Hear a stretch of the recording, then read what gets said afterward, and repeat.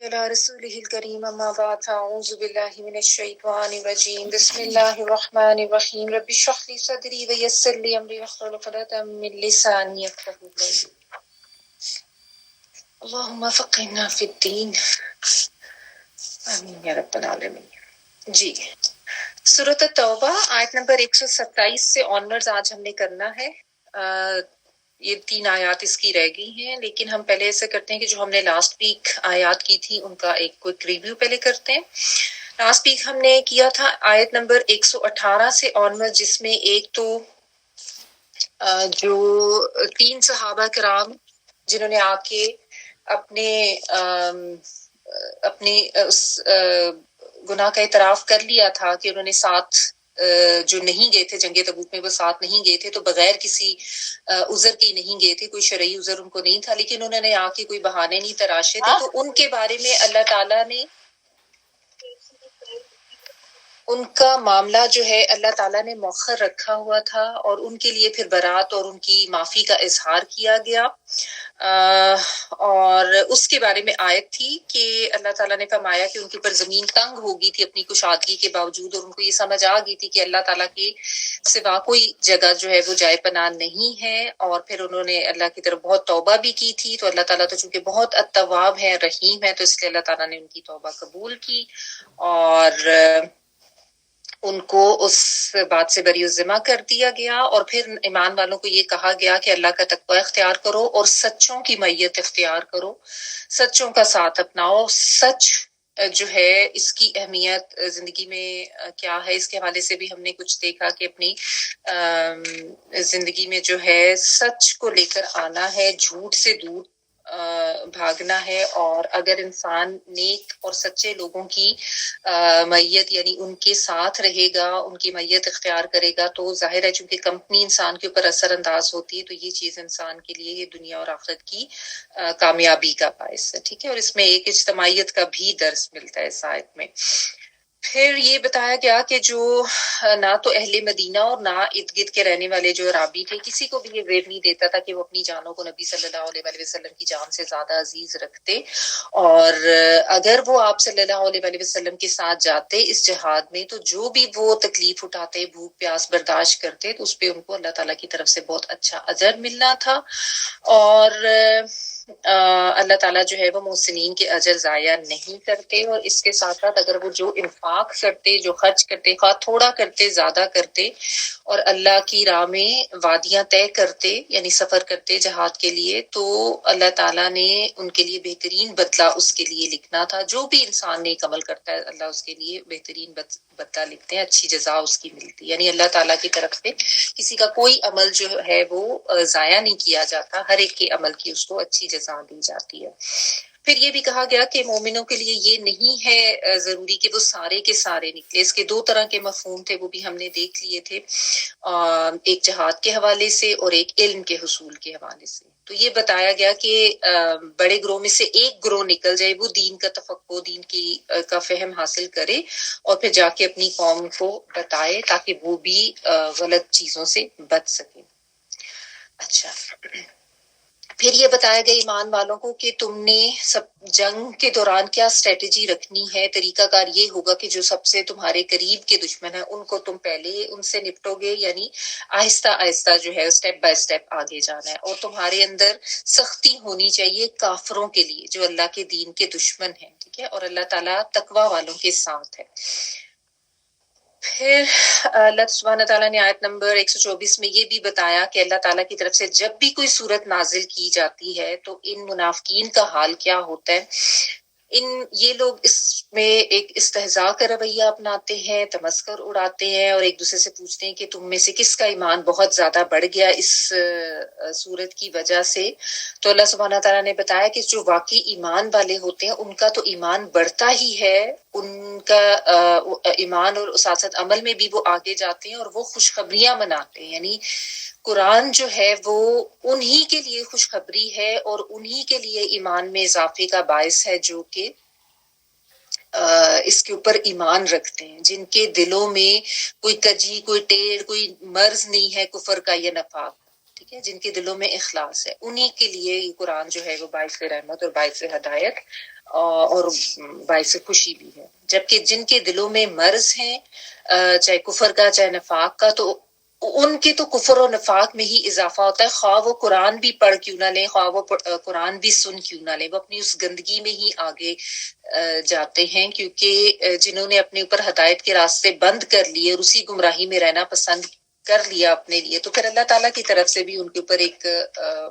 مہر لگا دی جاتی ہے، ان کی توفیق سلب کر لی جاتی ہے. پھر یہ فرمایا آیت نمبر 126 میں کہ کیا یہ دیکھتے نہیں ہیں کہ کوئی سال ایسا نہیں گزرتا جس میں ان کے اوپر ایک دفعہ یا 2 دفعہ ان کو کسی آزمائش میں مبتلا نہیں کیا جاتا، کبھی ان کی منافقت کا پول کھلتا، کبھی کوئی ایسا حکم آتا قرآن کا جو ان کو ناگوار گزرتا، ان کی جو نفسانی خواہشات تھیں ان کے اوپر ایک ضرب لگتی تھی، غزوات میں جانے کا حکم آ جاتا، زکوٰۃ خیرات کا حکم آ جاتا. تو ایسے تمام مواقع جو تھے نا، اس پہ ان کے لیے بہت ہی ان کو مصیبت پڑ جاتی تھی، اور اس پہ ان کی منافقت جو تھی وہ کھل کے سامنے آ جاتی، اور یہ اور آگے بڑھ جاتے تھے منافقت میں. ٹھیک ہے. تو اس میں جس طرح میں نے آپ کو بتایا تھا کہ علماء اس کو کہتے ہیں کہ اگر آپ اس کا ایک عمومی مفہوم لیں تو اس میں یہ ہے کہ ہر انسان کے ساتھ ایسا ہوتا ہے کہ زندگی میں وہ مشکلات سے دوچار ہوتا ہے، کبھی 1 دفعہ، کبھی 2 دفعہ، کبھی زیادہ دفعہ بھی ہو سکتا ہے. لیکن ایسے میں یہی ہے کہ انسان کو توبہ استغفار کا رویہ اپنانا چاہیے اور نصیحت پکڑنا چاہیے، کیونکہ توبہ استغفار جو ہے یہ انسان کو مصائب سے نجات دلانے کا بھی ذریعہ ہے، اور اللہ تعالیٰ کی رحمت لینے اور دعاؤں کی قبولیت لینے کا بھی ذریعہ ہے. ٹھیک ہے، یہاں تک ہم نے کیا تھا. آگے دیکھیں آیت نمبر 127 پڑھ رہی ہوں. وَإِذَا مَا أُنزِلَتْ سُورَةٌ نَظَرَ بَعْضُهُمْ إِلَى بَعْضٍ هل يراكم من أحد ثم صرف الله قلوبهم بأنهم قوم لا يفقهون. اور جب بھی کوئی صورت نازل ہوتی ہے تو یہ منافقین آنکھوں ہی آنکھوں میں ایک دوسرے کی طرف اشارہ کر کے پوچھتے ہیں کیا تمہیں کوئی دیکھ تو نہیں رہا، پھر وہاں سے واپس چلے جاتے ہیں. اللہ نے ان کے دلوں کو پھیر دیا ہے، کیونکہ یہ لوگ ہیں ہی ایسے جو کچھ بھی نہیں سمجھتے. اور اذا جب ما جو بھی اذا ما اور جب بھی کہہ لیں یا اور جو بھی انزلت نازل کی جاتی ہے، نون زا لا اور تا جو ہے مونس کے لیے آ رہا ہے کیونکہ آگے سورت کا ورڈ ہے. سورتن کوئی سورت، نظر دیکھتے ہیں، نون زوئیں اور را، بعضهم بعض ان میں سے، ہم ان کے لیے آ گیا، الا طرف بعض کے، الا بعدن طرف بعض کی، یعنی بعض جو ہے وہ بعض کی طرف دیکھتے. حل کیا، یراکم وہ دیکھتا ہے تم کو، یا جو ہے وہ کے معنوں میں، اور را حمزہ یا جو ہے وہ سرویت کا ورڈ جو ہوتا ہے دیکھنا، اور کم جو ہے وہ تم سب کے لیے، تم پلورل کے لیے. کیا دیکھتا ہے تم کو، من احدن کوئی ایک، احد ایک کے لیے آتا ہے، من سے کے لیے، ان میں سے کوئی ایک یا کوئی ایک ان میں سے دیکھ تو نہیں رہا ہے. ثم پھر انصرفوا،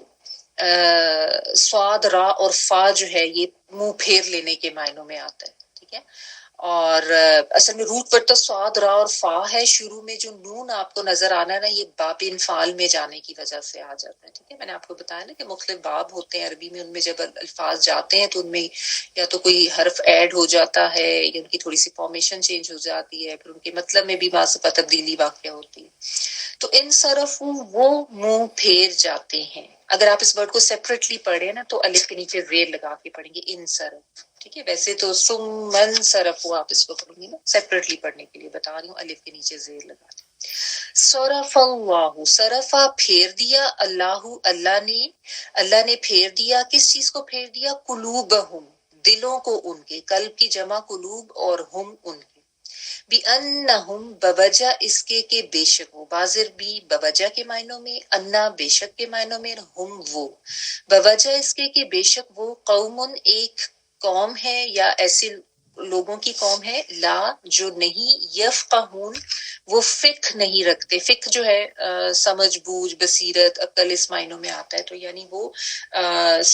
جو سمجھ نہیں رکھتے، یا آپ اس کو اگر اس طریقے سے ترجمہ کر لیں کہ وہ سمجھنا نہیں چاہتے تو ذرا آپ کو زیادہ بہتر سمجھ آ جائے گی. بہرحال اس آیت میں یہ بتایا گیا کہ نبی صلی اللہ علیہ وسلم پر جب بھی کوئی صورت یا کوئی آیت نازل ہوتی تھی تو آپ صلی اللہ علیہ وسلم کا طریقہ کار یہ ہوتا تھا کہ بالعموم آپ صحابہ کرام کو اکٹھا کر لیتے تھے، سب لوگوں کو مسجد میں، اور پھر وہاں پہ ایک جیسا کو خطبہ دیتے تھے یا بتاتے تھے جو کچھ بھی اللہ سبحانہ تعالیٰ کی طرف سے احکامات نازل ہوتے تھے. ٹھیک ہے. اور اب یہ جو منافقین ہے نا، ان کو آنا تو پڑتا تھا آپ صلی اللہ علیہ وسلم کی بلاوے پر،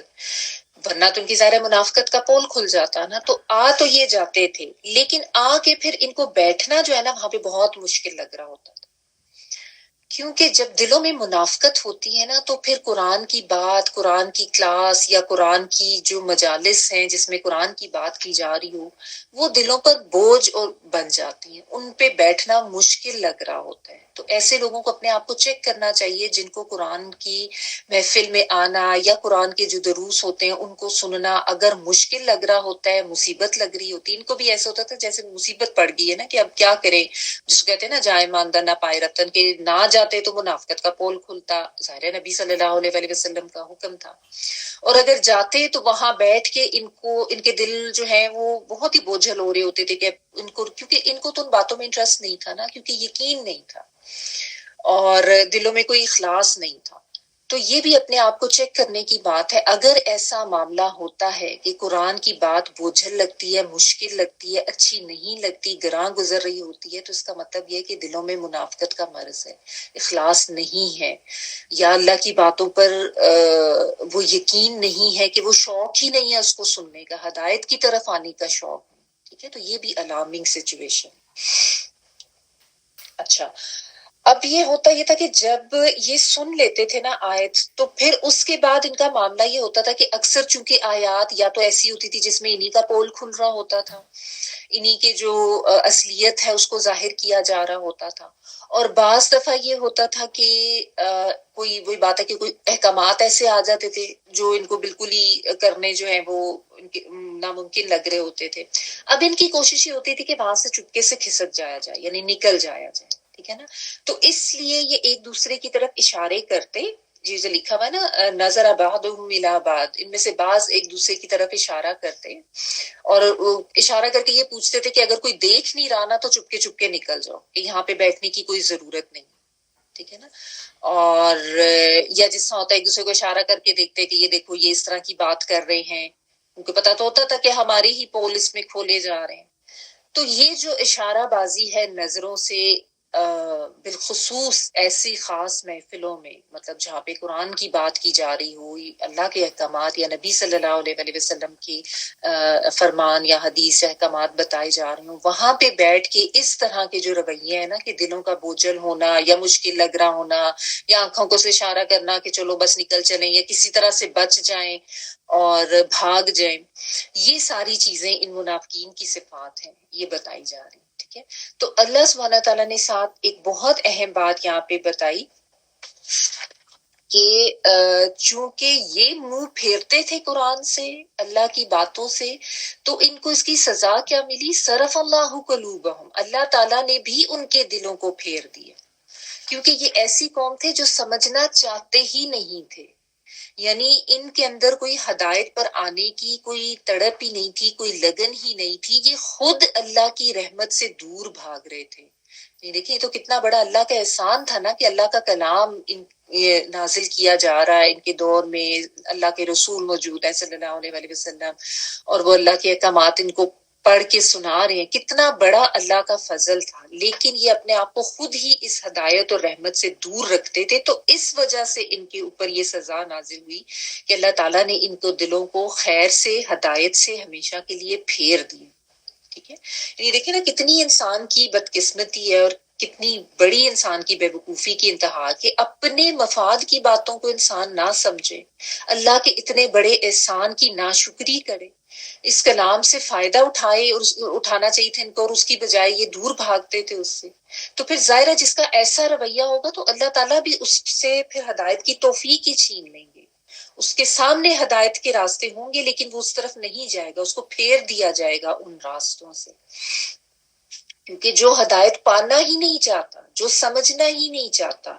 جو خیر اور اللہ کی رحمت اور فضل کا شکر کرتا ہی نہیں ہے، اس کو خیر یا فضل وہ مانتا ہی نہیں ہے اور اس کی ناشکری کرتا ہے، تو ناشکری کی پھر سزا تو ملے گی نا اللہ سبحانہ تعالیٰ کی طرف سے۔ تو یہ پتہ چلتا ہے کہ قرآن مجید کا سننا جو ہے وہ انسان کے ایمان میں اضافے کا باعث بنتا ہے، اور قرآن کے احکامات سے بھاگنا، ان قرآن کے درس سے دور رہنا، خود کو اس کی طرف نہ لانا، یا اس طرح کی جو بھی قرآن کے احکامات جب سنائے جا رہے ہوں، اگر اس جگہ پر آنا انسان کو مشکل لگنے لگ جائے، بوجھل لگنے لگ جائے، وہاں پہ بیٹھنا جو ہے وہ تکلیف دہ ہونے لگ جائے، تو یہ دلوں میں منافقت کی نشانی ہے، ایمان میں کمی کی نشانی ہے۔ اور پھر نیت بھی خالص ہونی چاہیے کہ ہدایت کی نیت سے سننا ہے اور اس کو سمجھنا بھی ہے، پھر اس پہ مطلب غور و فکر کرنا ہے، پھر اس پر عمل بھی کرنا ہے۔ تو پھر جو ہے ظاہر ایمان میں اضافہ ہوتا ہے، پھر اللہ اور اس کے رسول صلی اللہ علیہ وسلم ان کی اطاعت جو ہے وہ بھی آسان لگتی ہے، اگر انسان اخلاص سے سنے، اگر اس کی نیت خالص ہو، اور اگر وہ واقعی اس کو ان سب چیزوں کو سننے کا شوق ہو،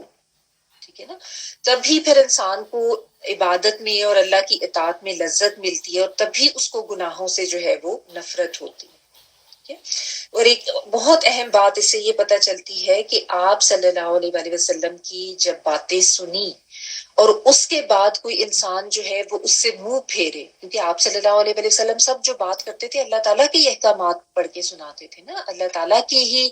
بتائی ہوئی جو حدود تھی وہ ہمیں بتاتے تھے، تو آپ کی بات سن کر منہ موڑتا ہے اس کے اندر منافقانہ صفات ہیں، اور وہ اپنے آپ کو خود ہدایت سے دور کرتا ہے۔ یعنی آپ صلی اللہ علیہ وسلم کی بات سن کر بس سمینا و اطانا کا رویہ کرنا، ٹھیک ہے، یہ نہیں کرنا کہ انہیں یہ نہیں ہو سکتا، یہ تو اس دور کے لیے تھا، آج کے دور میں اس کی کوئی اہمیت نہیں ہے، ہم نہیں اس کو مانتے، ہم صرف قرآن کو لیں گے، قرآن ہی کی بات ہے، حدیث کو ہم نہیں مانتے، یہ اس قسم کے فتنے اب بہت آ گئے ہیں۔ تو یہ بات سمجھ لے کہ اگر کوئی آپ صلی اللہ علیہ وسلم کے فرمان سے پس و پیش کرتا ہے، یا اس کے خلاف اس طرح کی تعویلیں دیتا ہے، یا اس کو نظر انداز کرتا ہے، اس سے منہ موڑتا ہے، تو یہ منافقت کی نشانی۔ ایک صحابی ہیں، ان کے بارے میں یہ آتا ہے کہ ایک دفعہ نبی صلی اللہ علیہ وسلم کے پاس وہ آ رہے تھے مسجد نبوی میں، مطلب جس لوگ جمع ہوئے تھے، تو ابھی وہ اندر نہیں آئے تھے، آپ صلی اللہ علیہ وسلم کی آواز میں ان کو سنائی دیا اجلس، اجلس کہتے ہیں بیٹھ، جو جلسہ کہتے ہیں بیٹھنے، تو اجلس کی آواز آئی، وہیں پہ بیٹھ گئے صرف، یعنی نبی صلی اللہ علیہ وسلم کی آواز انہوں نے پہچان لی کہ آپ صلی اللہ علیہ وسلم کی آواز ہے اور ایک حکم دیا جا رہا ہے کہ بیٹھ جاؤ۔ انہوں نے یہ بھی نہیں پوچھا کہ مجھے کہا جا رہا ہے یا کیوں کہا جا رہا ہے، بیکاز ابھی وہ اندر بھی نہیں آئے تھے، وہیں پہ بیٹھ گئے باہر ہی۔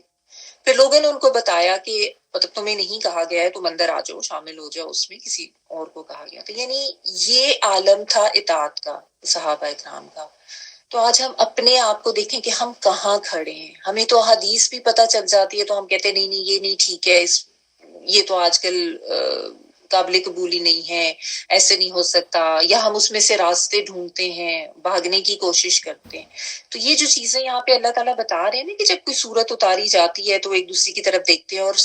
پھیر جاتے ہیں اپنا منہ، یہ ہمیں کیوں بتایا جا رہا ہے کہ آج بھی اگر کسی کا ایسا رویہ ہوتا ہے کہ خواہ وہ قرآن کی آیت سن کے اس سے منہ پھیرتا ہے،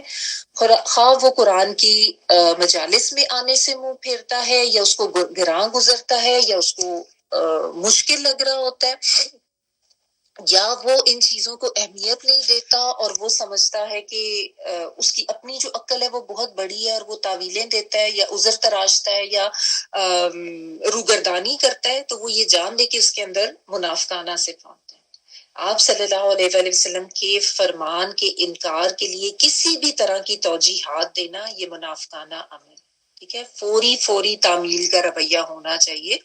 سمینا و اطانا والا ہونا چاہیے، الا یہ کہ آپ کے سامنے کوئی اور وضاحتی حکم آ جائے، کیونکہ احادیث سے بھی جب کوئی رولز نکالا جاتا ہے نا تو مختلف احادیث کو اکٹھا کر کے تو پھر اس کی روشنی میں دیکھا جاتا ہے کہ کیا رول جو ہے وہ ترتیب دیا جائے گا یا اس کو لیا جائے گا. تو اگر کوئی ایسی وضاحتی بات اور پتہ چلتی ہے تو وہ تو اور چیز ہے، پھر آپ کو پتہ چل جائے کہ اچھا اس کا ایکچوئل مطلب یہ تھا، تو آپ اس کو اس طریقے سے لے لیں یا دوسرا حکم آپ کو کوئی نظر آتا ہے. لیکن بلا وجہ کی تعویلیں دینا، عذر تراشنا، انکار کرنا یا دور بھاگنا قرآن کی آیات سے، قرآن کے دروس سے اور نبی صلی اللہ علیہ وآلہ وسلم کی احادیث سے، یہ منافقانہ صفات ہیں. تو اپنے ایمان کو چیک کرنے کی ضرورت ہے، کیونکہ ایمان گھٹتا بڑھتا رہتا ہے نا. بعض دفعہ اب دیکھیں آپ لوگوں کو خود بھی محسوس ہوتا ہے کہ جب آپ جتنے عرصہ اس قرآن سے جڑ کے رہتے ہیں نا، تو آپ کے ایمان کا لیول ایک اور رہتا ہے. جیسے ہی آپ اس کو چھوڑتے ہیں، آپ فوراً دنیا میں پڑتے ہیں، دنیا کی مصروفیات، دنیا کے جھمیلے، اور آپ انہی میں گم ہو جاتے ہیں. تو اس لیے یاد رکھیں کہ دنیا کی مصروفیات جتنی بھی ہو جائیں، اپنے آپ کو اس سے کٹ آف کر کے آپ نے نہیں رکھنا. یہ اصل روح ہے ہماری، یہ روح کی غذا ہے ہماری. مطلب ہماری اصل آپ کہہ لیں کہ زندگی یا زندگی کا محور یا اس کی جو اصل حقیقت ہے، وہ ہمیں تبھی پتہ چلے گی اگر اس سے جڑ کے رہیں گے. اس سے آپ کا رشتہ ٹوٹے گا، آپ اس سے دور جائیں گے تو دنیا میں تو ایسے پڑیں گے اور اس طرح گم ہو جائیں گے کہ پتہ ہی نہیں چلتا.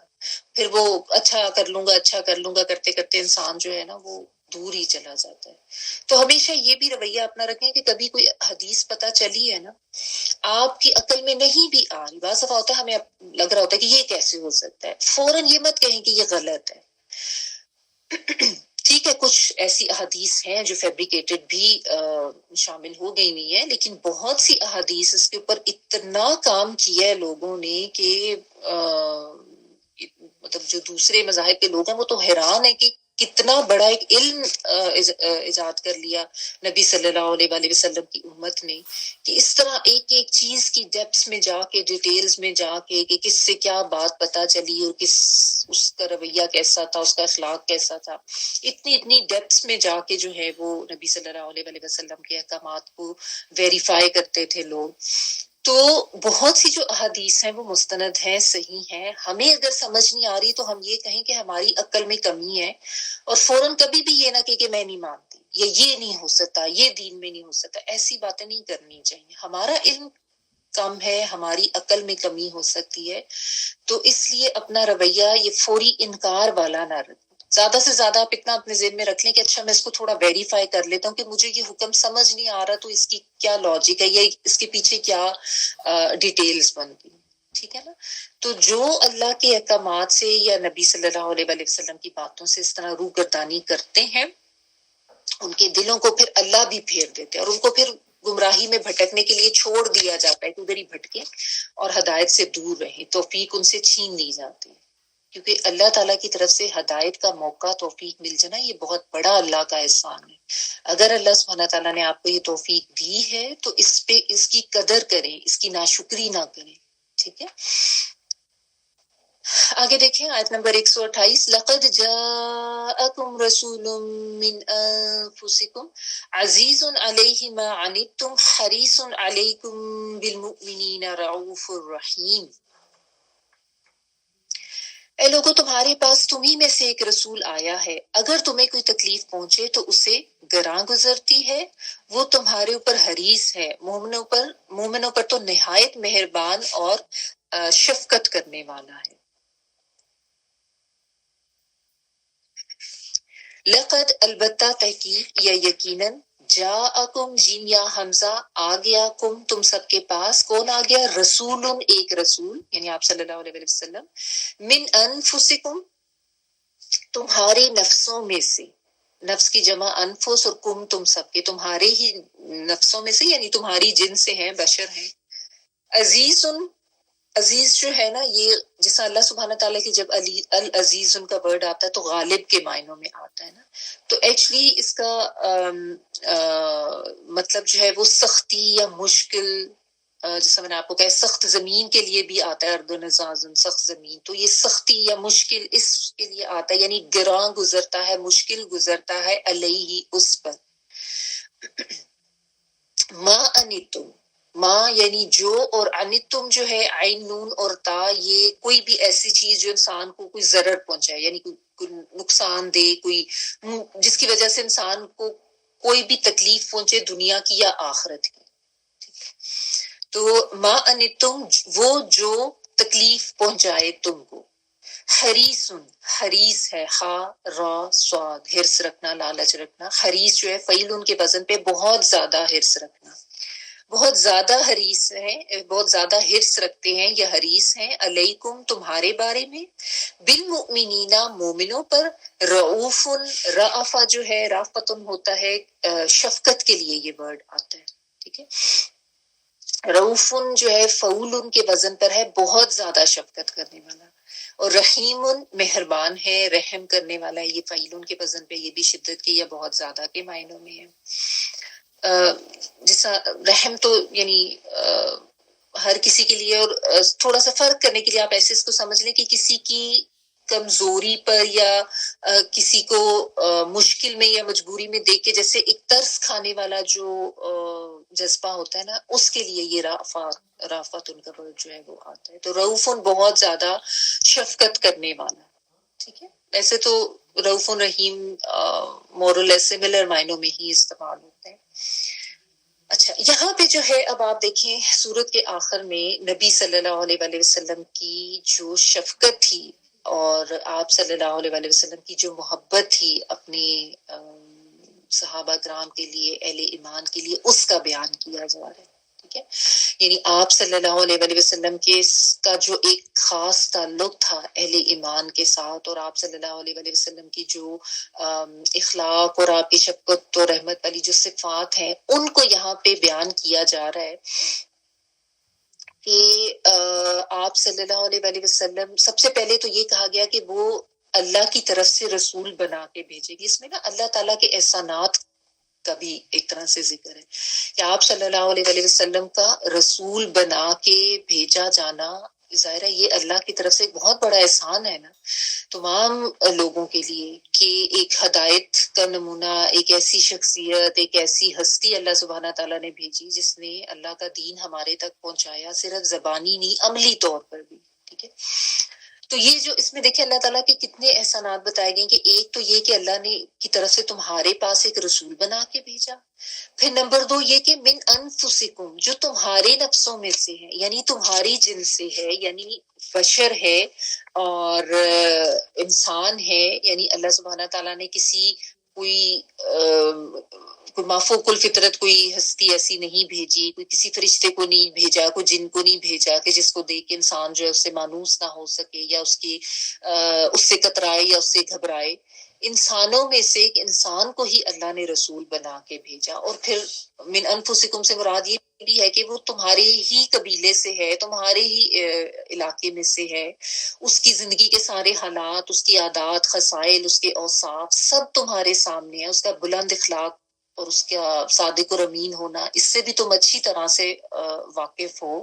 اور یہ کہ تمہاری ہی زبان میں وہ بات کرتا ہے، یعنی کوئی ایسی کوئی اجنبی زبان بھی اس کی نہیں ہے کہ اس کو سمجھنا تمہارے لیے مشکل ہو، ٹھیک ہے۔ تو یہ اللہ تعالیٰ کے کتنے احسانات ہیں۔ اور پھر اس نبی کی خصوصیات کیا ہیں کہ کوئی بھی ایسی چیز جس سے تم مشکل میں پڑو، یہ چیز اس کو بہت گراں گزرتی ہے، یعنی آپ صلی اللہ علیہ وآلہ وسلم کو اتنی محبت تھی اور آپ کو اتنا خیال تھا اپنی امت کا کہ آپ کو بہت تکلیف ہوتی تھی اگر کسی قسم کی کوئی تکلیف آپ کی امت کو پہنچتی یا کوئی مصیبت یا کوئی مشکل آ جاتی، ٹھیک ہے نا۔ تو یہ آپ صلی اللہ علیہ وآلہ وسلم کی صفات بتائی گئی کہ، اور ساتھ ہی بھی کہا گیا کہ بہت حریص ہیں تمہارے بارے میں۔ کس چیز کے حریص ہیں؟ کہ تم لوگوں کو جو ہے وہ ہدایت مل جائے اور تم لوگ جو ہو وہ جہنم سے بچ کے جنت کی طرف چلے جاؤ، ٹھیک ہے۔ تو ایک طرف تو یہ کہ یعنی ان کو مومنوں کی تکلیف کا بھی شدید احساس تھا کہ کسی طریقے سے کوئی مشکل میں پڑتا تو آپ صلی اللہ علیہ وسلم کو خوشی نہیں ہوتی تھی، آپ کو تکلیف ہوتی تھی، ٹھیک ہے۔ اور پھر آپ صلی اللہ علیہ وسلم کو یہ بھی فکر ہوتی تھی کہ وہ تکلیف دور ہو جائے، اور یہ بھی اس کا ایک دوسرا مطلب بنتا ہے کہ جیسے مفسرین کہتے ہیں اس کا مطلب یہ بھی ہے کہ آپ صلی اللہ علیہ وآلہ وسلم یہ چاہتے تھے کہ امت پر ہر طرح سے آسانی ہو، دین کے معاملے میں، دنیا کے معاملے میں، یعنی چاہے دنیاوی معاملات ہیں چاہے اخروی معاملات ہیں، آپ کی حرص یہی ہوتی تھی، آپ کو یہی لگن ہر وقت ہوتی تھی کہ میری امت جو ہے وہ کسی طریقے سے نہ تو مشکل میں پڑے دین پر عمل کے حوالے سے، اور نہ آخرت کے حوالے سے کسی طرح سے ناکامی کا شکار ہو۔ تو آپ صلی اللہ علیہ وآلہ وسلم کا ویسے بھی رویہ یہ تھا کہ دینی معاملات میں بھی جو سہل اور نرمی والا طریقہ ہوتا تھا اس کو اپناتے تھے، اور آپ صحابہ کرام کو بھی جب بھیجتے تھے نا تو یہ ہدایت کر کے بھیجتے تھے کہ لوگوں کے لیے آسانی پیدا کرنا، سختی نہ پیدا کرنا، لوگوں کو نفرت نہ دلانا، ان کو دین کی طرف سے خوشخبریاں دینا۔ ٹھیک ہے، تو یہ یہاں پہ آپ صلی اللہ علیہ وآلہ وسلم کی صفات بتائی گئی ہیں کہ ان کے اندر تو تمہاری خیر خواہی، تمہاری بھلائی کی اتنی زیادہ تڑپ ہے، تو وہ جو پریشان ہوتے تھے تو وہ تو اس پر ہوتے تھے کہ تم لوگ ایمان نہ لا کر اپنی آخرت بگاڑ کے خود اپنے آپ کو جہنم کا ایندھن بناؤ گے، اس وجہ سے وہ بے چین رہتے تھے۔ اور آپ صلی اللہ علیہ وآلہ وسلم کی اس کیفیت کو ہم نے دیکھا ہے کہ کئی دفعہ اللہ سبحانہ تعالیٰ نے متعدد بار اس کا ذکر کیا گیا اور ہمیں بتایا کہ آپ صلی اللہ علیہ وآلہ وسلم پریشان ہوتے تھے، آپ اتنے حریص تھے سب کی کامیابی کی، اور کسی بھی طرح کی تکلیف ایمان کی یا تمام لوگوں کی آپ کو وہ گراں گزرتی تھی۔ ٹھیک ہے، اور یہاں پہ پھر اب یہ کیوں اس کا ذکر کیا گیا ہے ان صفات کا بالکل سورت کے اینڈ پہ آ کے، کیونکہ آپ دیکھیں سورت کا جو آغاز ہوا تھا اس میں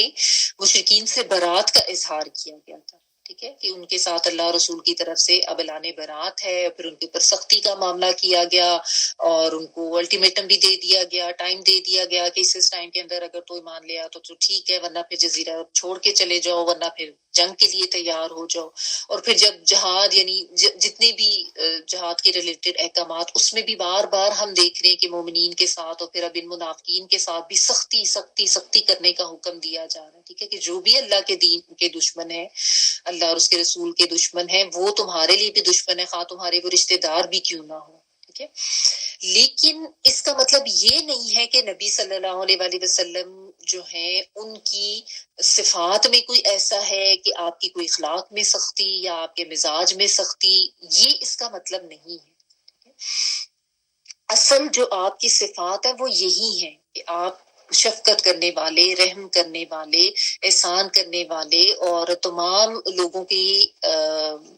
بھلائی اور خیر اور ہدایت کے حریص ہیں۔ ٹھیک ہے، یہاں پہ یہ صفات جو ہیں یہ صفات اللہ تعالیٰ کے لیے بھی آتی ہیں، عزیز رؤوف رحیم، لیکن وہ ال کے ساتھ آتی ہیں۔ ٹھیک ہے، کیونکہ اللہ سبحانہ تعالیٰ کے لیے ال جو ہے نا وہ اسپیسیفک کرتا ہے، جیسے ہم دی کہتے ہیں نا انگلش میں، خاص کرنے کے لیے، لیکن یہ چونکہ صفات یہاں پہ ایک انسان کے لیے، نبی صلی اللہ علیہ وآلہ وسلم کے لیے آ رہے ہیں، تو عزیز رؤوف رحیم آپ دیکھیں کہ ال کے بغیر آ رہی ہیں۔ ٹھیک ہے، اچھا، تو اور جو منافقین ہیں ان کو تو آپ کا آنا بہت ہی مشکل میں ڈالنے کے برابر تھا نا، جیسا آپ کو پتا ہے، میں نے بتایا کہ عبداللہ بن ابی جو ہے اس کی تو تاج پوشی رہ گئی تھی آپ صلی اللہ علیہ وآلہ وسلم کے آنے سے، اس کو سردار ماننے جا رہے تھے سب، اور تو وہ تو بہت ہی ناپسند کرتا تھا، اوپر سے اس نے جو ہے وہ بڑے دوستی کا اور محبت کا ایک لبادہ اوڑا ہوا تھا۔ تو وہ بجائے اس کے کہ آپ صلی اللہ علیہ وآلہ وسلم کی رحمت کو سمجھتے یا آپ صلی اللہ علیہ وسلم کے آنے کو اپنے لیے باعث رحمت سمجھتے، وہ تو آپ کے ایسے دشمن ہو گئے تھے کہ وہ سمجھتے تھے کہ یہ تو بہت ہی ہمارے لیے جو ہے یہ نقصان کا باعث ہے، معاذ اللہ، اس شخص کا آنا اور اس دین کا آنا۔ جبکہ اللہ سبحانہ تعالیٰ یہاں پہ یہی بار بار سمجھا رہے ہیں، باور کرا رہے ہیں کہ یہ جو دنیاوی مشقتیں یا دنیاوی طور پر کسی چیز پر صبر کرنے کا کہا جا رہا ہے یا کچھ معاملات ایسے ہو رہے ہیں، یہ تو اللہ تعالیٰ کی طرف سے تم لوگوں کی بھلائی اور فائدے کے لیے۔ ٹھیک ہے، کیونکہ اس میں آپ دیکھیں نا جو معاملات، جس طرح بھی ہم نے جو وہ 3 لوگوں کے بارے میں پڑھا کہ ان کا معاملہ جو ہے وہ مؤخر کر دیا گیا اور پھر ان کے اوپر زمین تنگ ہوگی، سب نے ان کا بائیک آؤٹ کیا، تو دیکھنے میں تو یہ ایک بڑا سختی کا معاملہ لگ رہا تھا۔ ٹھیک ہے، لیکن اصل میں یہ ایک طرح کے ایک ڈسپلن کا حصہ تھا جو اللہ سبحانہ تعالیٰ کی طرف سے کیا گیا، یعنی ایک طرف ان لوگوں کا بائیک آؤٹ کرنا اور دوسری طرف آپ صلی اللہ علیہ وآلہ وسلم کا یہ رؤوف الرحیم ہونا جو بتایا جا رہا ہے، یہ کوئی متضاد باتیں نہیں ہیں، یہ بھی ایک طرح سے آپ صلی اللہ علیہ وآلہ وسلم کی شفقت و رحمت ہی تھی کہ آپ صلی اللہ علیہ وآلہ وسلم کی طرف سے اس طرح کا رویہ کیا گیا، اور وہ اللہ کے حکم کے تحت ہی کیا گیا تھا، تاکہ وہ مومنین جو ہے اللہ سے سچی توبہ کریں اور ان کا جو معاملہ ہے وہ ٹھیک ہو جائے۔ تو یہ اس میں چونکہ یعنی اس طرح کے یہ جو معاملات ہیں نا کہ کافروں کے ساتھ، منافقین کے ساتھ سختی کرنی ہے، پھر کہیں پہ ہم دیکھتے ہیں کہ مومنین کے ساتھ بھی ایک سختی کا رویہ، لیکن ان سب میں جو سمجھنے کی باتیں ہیں ان کی طرف نظر رکھنا ہے کہ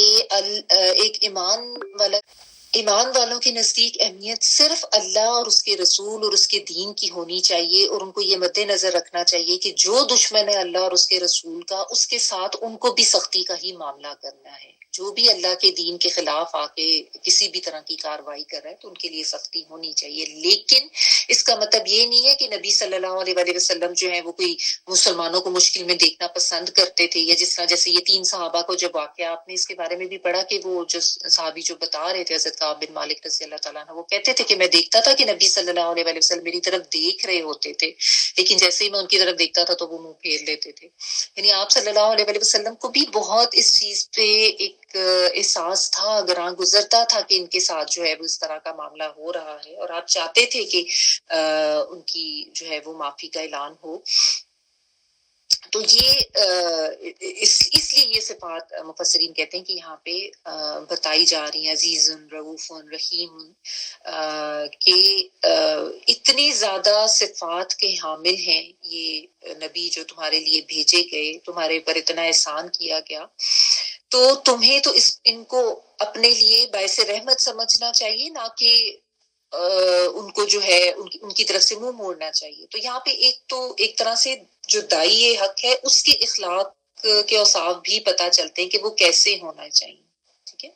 کہ اس کو اتنا خیر خواہ ہونا چاہیے اور کہ وہ دوسروں کو غلط کرتا دیکھ کے اس کے لیے پریشان ہو اور ہر ممکن کوشش کرے کہ اس کو سمجھانا ہے تاکہ اس کی جو تبلیغ ہے وہ مؤثر ہو،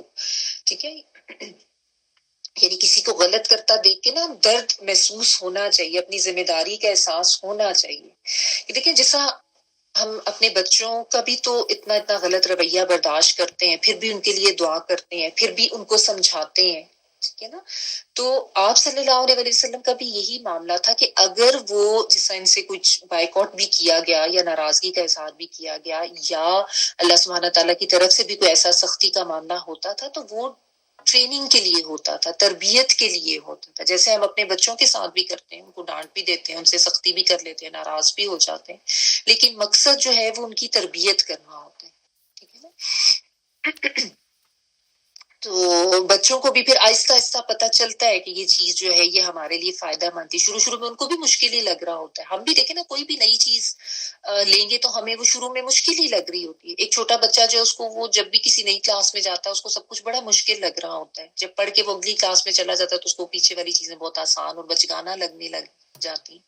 تو ایسے ہی معاملہ دین کا بھی ہے کہ شروع میں مشکل لگتا ہے، ہم اپنے حساب سے دیکھیں یا ہم اپنے بچوں کو بتانے کے حساب سے دیکھیں، آہستہ آہستہ سمجھ آتی ہے کہ فائدہ تو اس میں اپنا ہی ہے، اس میں کسی کا فائدہ نہیں ہے، اور بھلے مشکل بھی لگ رہی ہو تو آہستہ آہستہ پھر وہ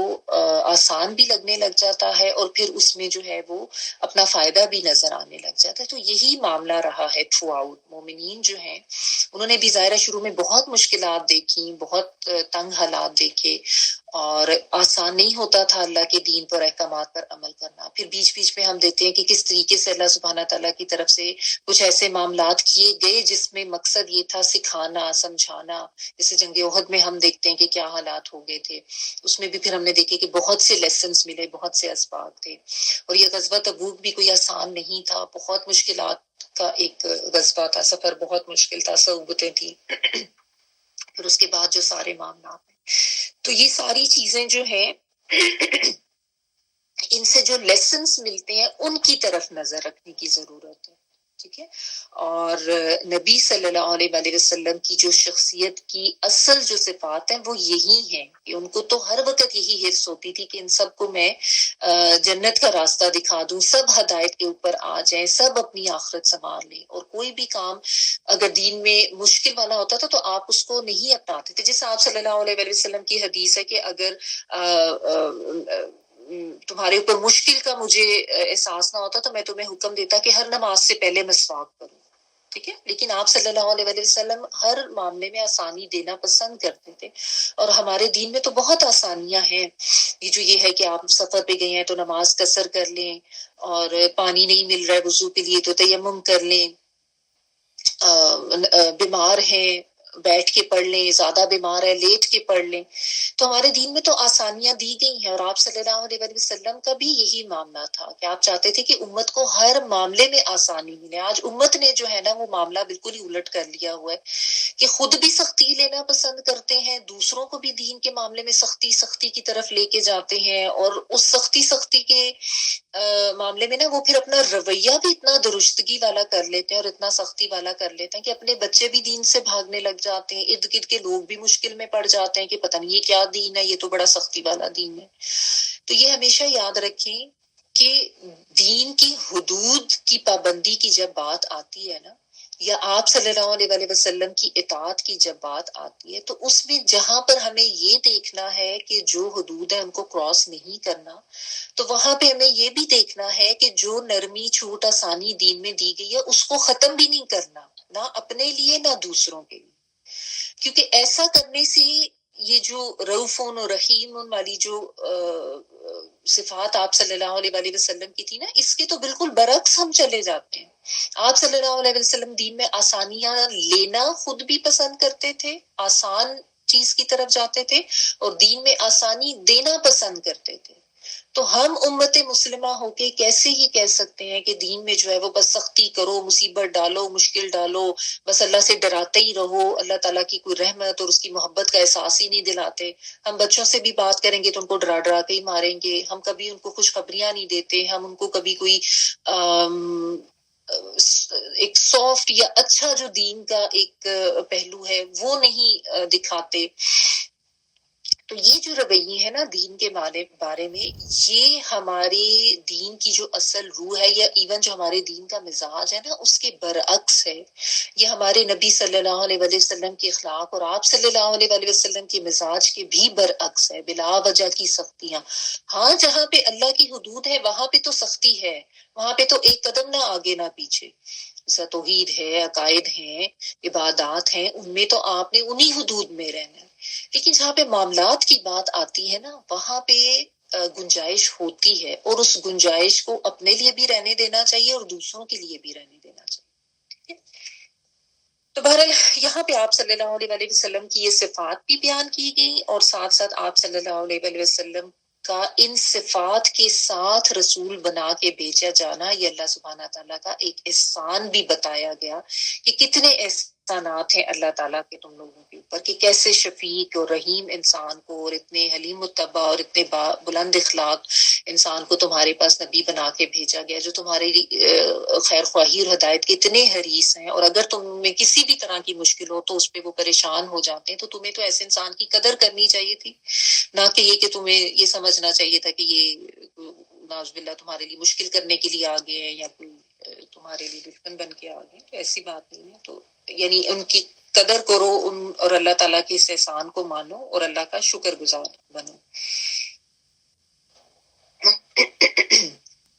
آگے دیکھیں، فَإِن تَوَلَّوْا فَقُلْ حَسْبِيَ اللَّهُ لَا إِلَٰهَ إِلَّا هُوَ عَلَيْهِ تَوَكَّلْتُ وَهُوَ رَبُّ الْعَرْشِ الْعَظِيمِ.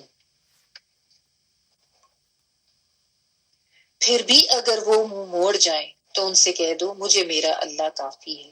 جس کے سوا کوئی الہ نہیں، میں اسی پر توکل کرتا ہوں اور وہ عرش عظیم کا مالک ہے. بہت فیمس آیت ہے، سب کو زبانی یاد ہی ہوگی. فَإِن پھر اگر تولا منہ موڑ جاؤ، روٹ واو لام یا ہے، تولو وہ منہ موڑ جائیں، ٹھیک ہے. فَقُل تو آپ کہہ دیجئے، یعنی ان لوگوں کو کہہ دیجئے، حسبی اللہ، حسبی کافی ہے، اللہ اللہ تعالی، حاسین با یعنی جس طرح مجھے حساب لینے کے لیے اللہ تعالیٰ ہی کافی ہو جائے گا، یعنی اللہ تعالیٰ جو ہے وہ جس ہم کہتے ہیں کہ اسی پر میرا بھروسہ ہے اور وہی مجھے کافی ہو جائے گا، کفایت کر جائے گا، ہر معاملے میں اللہ تعالیٰ کفایت کر جائے گا. لا الہ الا ہو، نہیں کوئی معبود مگر وہی، علیہ اسی پر، توکلتو، توکل کیا میں نے، توکل کا روٹ ورڈ ہوتا ہے واو کاف اور لام، اور یہ جو اینڈ پہ پوری تے اور اوپر پیش نظر آ رہی ہے نا، یہ میں کے لیے یوز ہوتی ہے. ٹھیک ہے، پوری تے ہو یعنی فل تے، گول تے نہیں، یہ جو فل تے ہے یہ ہو اور اوپر پیش ہو تو یہ میں کے لیے آتی ہے.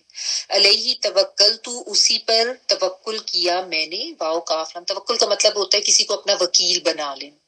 یعنی وکیل یہ ہوتا ہے نا جس کے وہ ہوتا ہے جس کے اوپر آپ اپنا سارا جو ہے وہ معاملہ اس کے حوالے کر دیتے ہیں، تو یہ ہوتا ہے وکیل بنانا. وہ ہوا، اور وہ رب الرب ہے، العرش العظیم، عرش کا جو کہ بہت عظیم ہے، عرش عظیم کا اللہ تعالیٰ رب ہے. رب جب بھی آ جائے تو اس میں آپ کو پتہ ہے اللہ تعالیٰ کا خالق مالک مدبر سب ہونا آ جاتا ہے. تو یہاں پہ اب ایک بات یہ بتا دی گئی کہ اتنے شفیق، اتنے رحم کرنے والے اور اتنی تمہاری ہدایت کے حریص نبی کے آ جانے کے باوجود بھی اگر آپ کی اس شفقت، آپ کی اس اخلاص، آپ کی اس خیر خواہی کی یہ لوگ قدر نہیں کرتے تو آپ جانے دیں ان کو. یعنی آپ صلی اللہ علیہ وسلم کو یہاں پہ ایک تسلی دی جا رہی ہے کہ اتنی آپ کی صفات اور آپ کے اتنے زیادہ خلوص اور آپ کی نیک نیتی کی بھی اگر یہ قدر نہیں کرتے اور یہ آپ کا ساتھ چھوڑ دیتے ہیں، یا اس کے باوجود بھی یہ آپ کو تنگ کرتے ہیں، یا آپ کے آنے پر کچھ شکر نہیں کرتے، ناشکری ہی کرتے ہیں، تو پھر آپ اس پہ پریشان نہ ہوں، آپ ان کو چھوڑ دیں اور آپ بس اتنا کہہ دیں حسبی اللہ، اللہ مجھے کافی ہے. کس چیز میں کافی ہے؟ اللہ تعالیٰ ان سے نمٹنے کے لیے آپ کو کافی ہے، ان کی چالوں کے خلاف آپ کو کافی ہے. اگر یہ آپ کے خلاف کوئی سازشیں کرتے ہیں، کوئی آپ سے دشمنی کرتے ہیں، آپ کے لیے جال بچھاتے ہیں، آپ اس پہ پریشان نہ ہوں، اللہ تعالیٰ آپ کے لیے کفایت کرنے کے لیے انف ہے. یہ جو بھی آپ کے خلاف سازشیں کر لیں آپ پریشان نہ ہوں، آپ غم نہ کریں. اور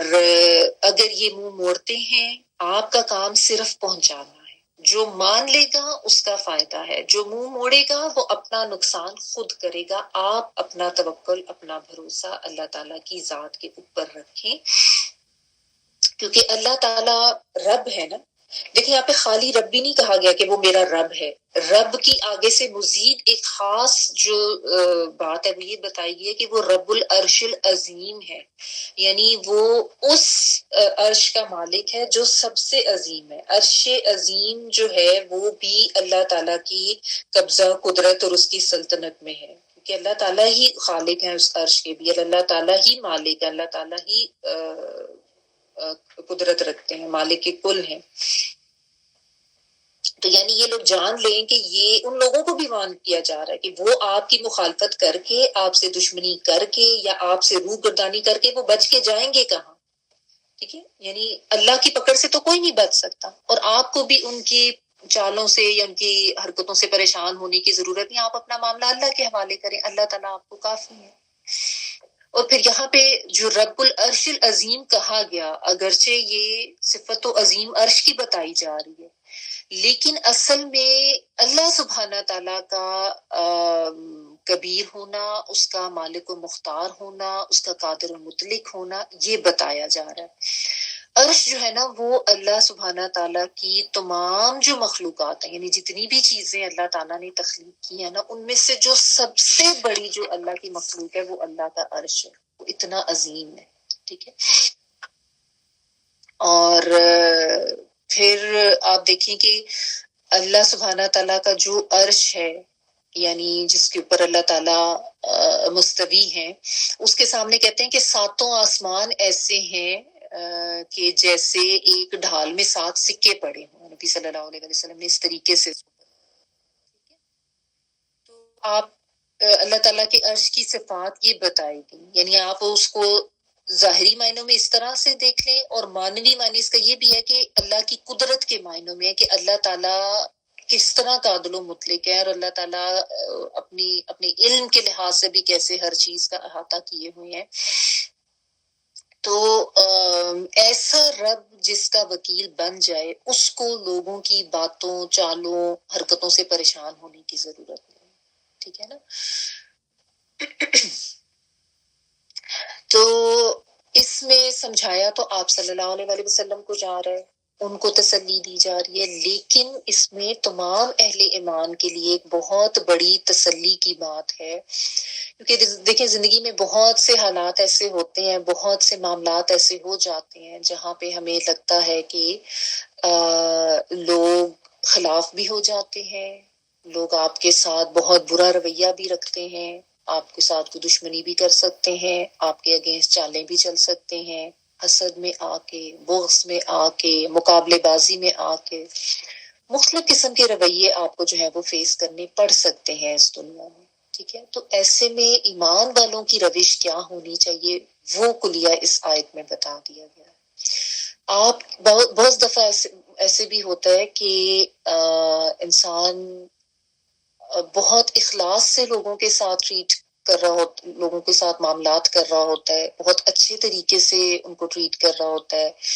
آپ ان کا ساتھ بھی دے رہے ہوتے ہیں، آپ احسان بھی کر رہے ہوتے ہیں، آپ اپنی طرف سے معاملات بہترین طریقے سے چلا رہے ہوتے ہیں، لیکن کئی دفعہ ایسے ہوتا ہے کہ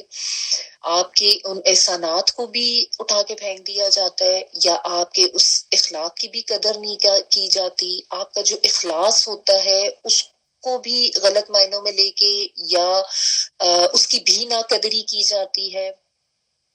آپ کے اچھے رویے کی جو ہے وہ ناشکری یا ناقدری کی جاتی ہے، اور انسان جو ایسے وقت پہ بڑا پریشان بھی ہوتا ہے کہ میں تو اپنی طرف سے بہت مخلص ہوں، میں نے تو اپنی طرف سے ہمیشہ بہت اچھا کیا ہے، اور میں نے تو کبھی ان کا برا نہیں چاہا، میں نے ان کے ساتھ کبھی دشمنی نہیں کی، لیکن پھر بھی یہ جو ہے کسی طرح سے یعنی میرے ساتھ اچھا رویہ نہیں رکھتے، یا میرے خلاف ہی رہتے ہیں، یا میرے سے دور ہی جاتے ہیں، تو ایسے میں سب سے زیادہ تسلی دینے والی بات یہ کیا ہے؟ فقل حسبی اللہ۔ یہ جو حسبی اللہ کا کلمہ ہے نا، یہ آپ سمجھیں کہ انسان کو بہت سی فکروں سے آزاد کر دیتا ہے، بہت سے غموں سے، بہت سی پریشانیوں سے، اور ایسے تسلی دے دیتا ہے اگر آپ اس کو سمجھ کے پڑھ لینا اور اس پہ یقین کر لیں۔ حسبی اللہ، اللہ کافی ہے مجھے۔ کون سا رب؟ کون ہے میرا رب؟ جو عرش عظیم کا مالک ہے، جیسا میں نے آپ کو بتایا کہ عرش جو ہے اللہ تعالیٰ کی، آپ کرسی کہہ لیں، اللہ کا تخت کہہ لیں، اللہ کا عرش، جس طرح سے ظاہر ہے کیونکہ ہمیں اس کی نوعیت تو نہیں پتا، اس کی ایکچوئل جو اس کی بڑائی ہے اس عرش کی، یا اس وہ کیا اس سے ایکچوئل مراد ہے، اللہ کس طریقے سے اپنے عرش پر مستوی ہیں، اس کا تو ہمیں اصل حقیقت کا تو نہیں علم، یہ تو متشابہات میں سے ہے۔ ہمیں صرف یہ سمجھایا جا رہا ہے کہ اللہ تعالیٰ جو ہے وہ پوری کائنات کا مالک ہے، وہ پورے زمین و آسمان کا بھی مالک ہے، وہ اپنے عرش کا بھی مالک ہے جو اللہ کی سب سے بڑی کریشن ہے، تو اس کے لیے تو کچھ بھی ناممکن نہیں ہے۔ تو یعنی اپنا آپ سپرد کر دو اللہ کے، اپنا بھروسہ اللہ کے اوپر کر دو، اپنا توکل کر لو، اپنے سارے معاملات اللہ کو سپرد کر دو۔ وَأُفَوِّضُ أَمْرِي إِلَى اللَّهِ، یعنی میں نے اپنا معاملہ اللہ کے سپرد کر دیا۔ تو وہ کون سی ذات ہے؟ وہ کوئی چھوٹی ہستی تھوڑی ہے، اس کے آگے تو کسی کی مجال نہیں کہ کسی کی کوئی بات چل سکے، کسی کی کوئی چال آپ کے اگینسٹ چل سکے۔ اگر اللہ نہ چاہے تو کوئی آپ کو نقصان نہیں دے سکتا۔ عزتیں دینے والی ذات بھی اللہ کی ہی ہے، انسان کے معاملات سنوارنے والی بھی ذات اللہ تعالیٰ کی ہے۔ نہ کوئی کسی کو اپنی مرضی سے ذلیل کر سکتا ہے، نہ کوئی انسان کسی کو عزت دے سکتا ہے، نہ کوئی انسان کسی کو نقصان دے سکتا ہے۔ ساری دنیا بھی مل کے انسان کے خلاف ہو جائے اور اس کے خلاف چالیں چلے، اگر اللہ کی مرضی نہیں ہوگی کوئی آپ کا کچھ نہیں بگاڑ سکتا، ٹھیک ہے نا؟ تو یہ یقین جس کو ہو جائے نا، تو اس کا تو پھر آپ سمجھ لیں کہ اس کے تو دل و دماغ کو جو سکون مل جاتا ہے نا، وہ اس دنیا کی کسی اور چیز سے مل ہی نہیں سکتا۔ اس لیے تو کہتے ہیں کہ یہ قرآن، یہ اللہ کا کلام، یہ ایسا سکون دیتا ہے ہمیں، یہ ایسی باتیں سکھاتا ہے ہمیں جو آپ کو دنیا کی کسی کلام سے نہیں، دنیا کی کسی بات سے یا کسی کتاب سے یا دنیا کے کسی علم سے یہ سکون، یہ تسلی، یہ توکل مل ہی نہیں سکتا، کہ اگر وہ منہ موڑتے ہیں موڑ جائیں،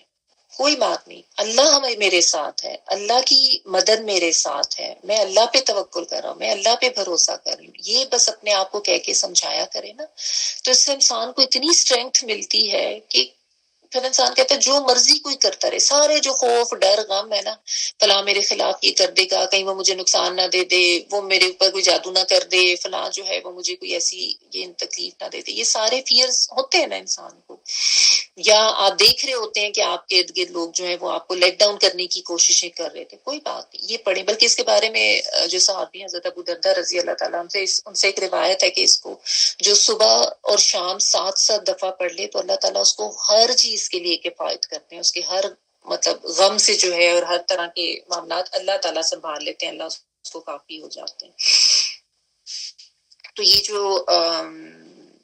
آیت ہے نا، اس کو آپ ویسے تو ہم شور سب کو آتی ہوگی، جس کو نہیں آتی یا بعض دفعہ آیت یاد ہوتی ہے لیکن ہماری پریکٹس میں نہیں ہوتی، ہمارے عمل میں نہیں ہوتی، تو اس کو جو ہے نا اپنے ڈیلی اذکار میں شامل کریں، صبح اور شام 7 دفعہ اس کو پڑھیں. بالعموم ہمارا رویہ یہ ہوتا ہے کہ جب کوئی مشکل یا مصیبت آتی ہے نا، اس وقت تو ہم فوری طور پہ اس طرف آ جاتے ہیں، دعائیں، آیات، اذکار،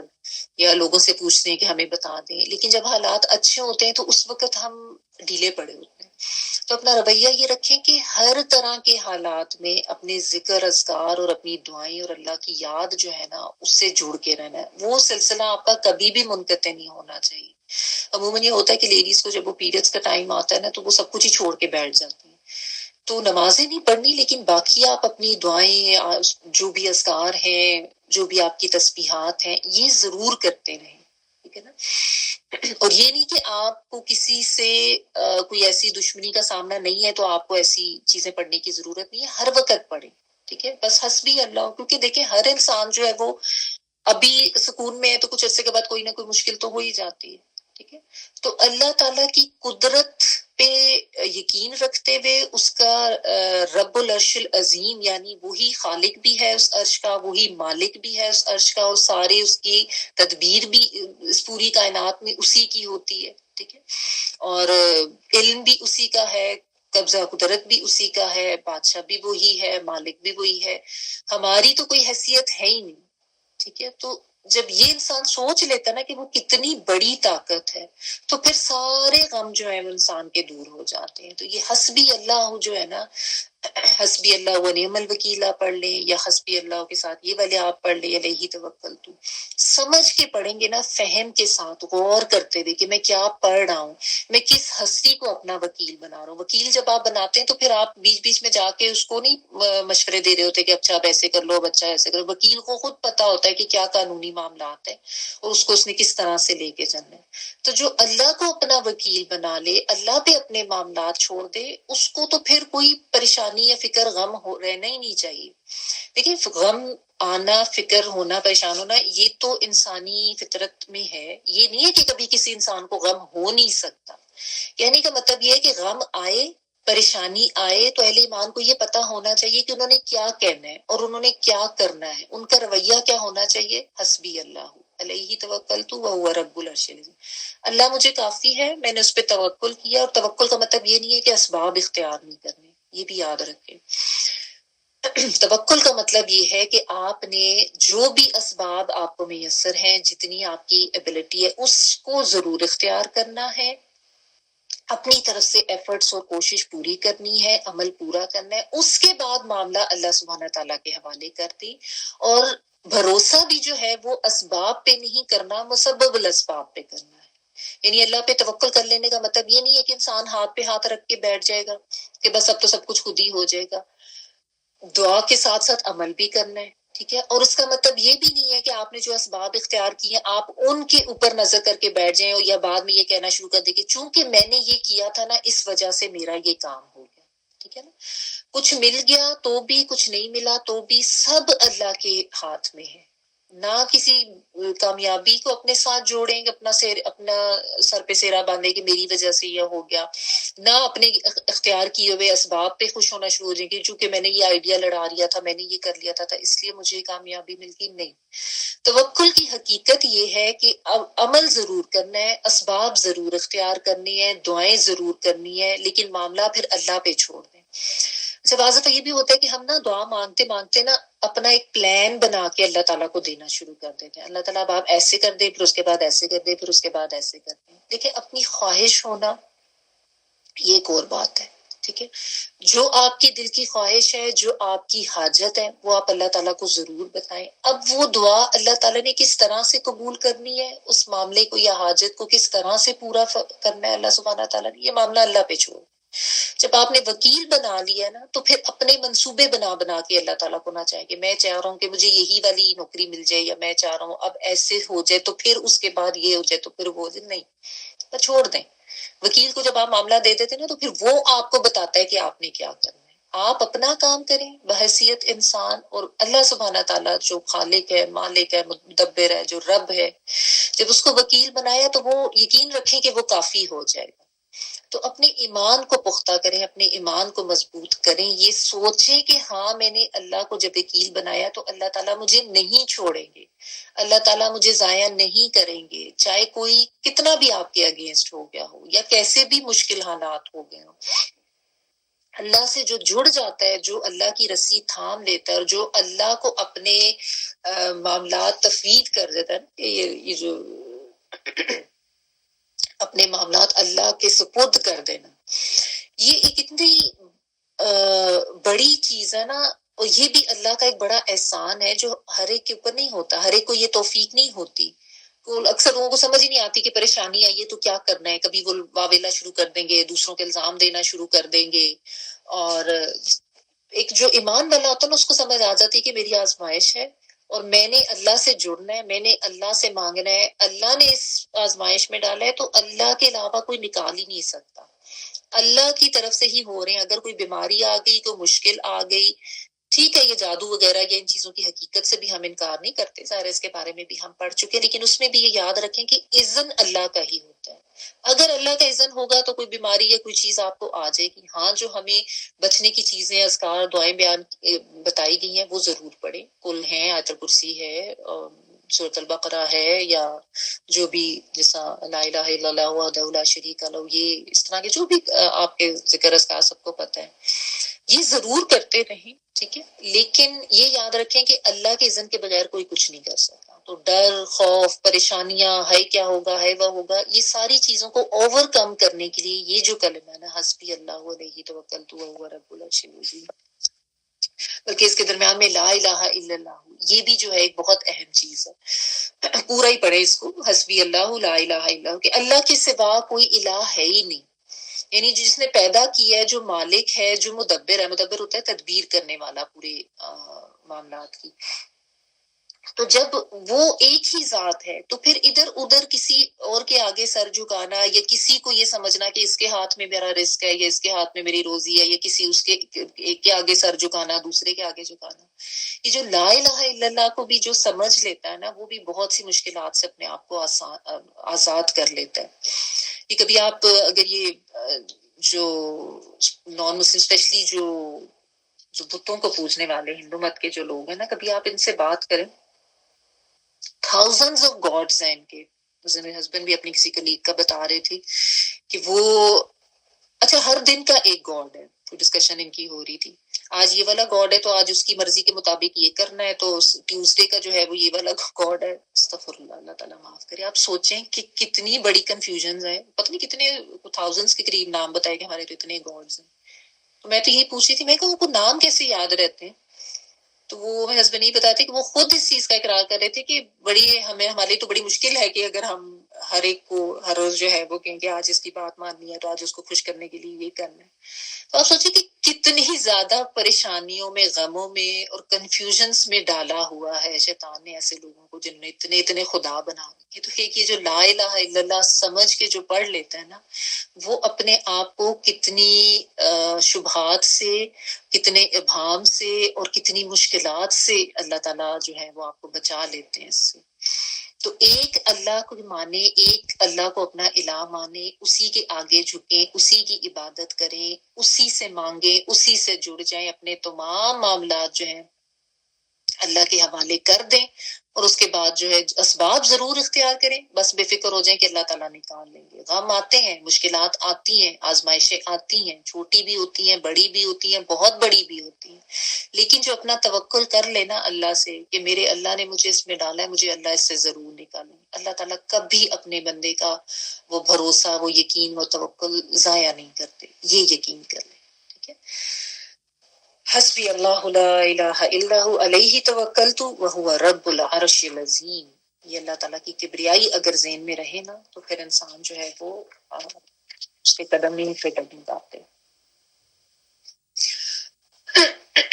تو بس الحمدللہ سورۃ توبہ جو ہے اللہ تعالیٰ نے اس کو مکمل کرنے کی توفیق دے دی،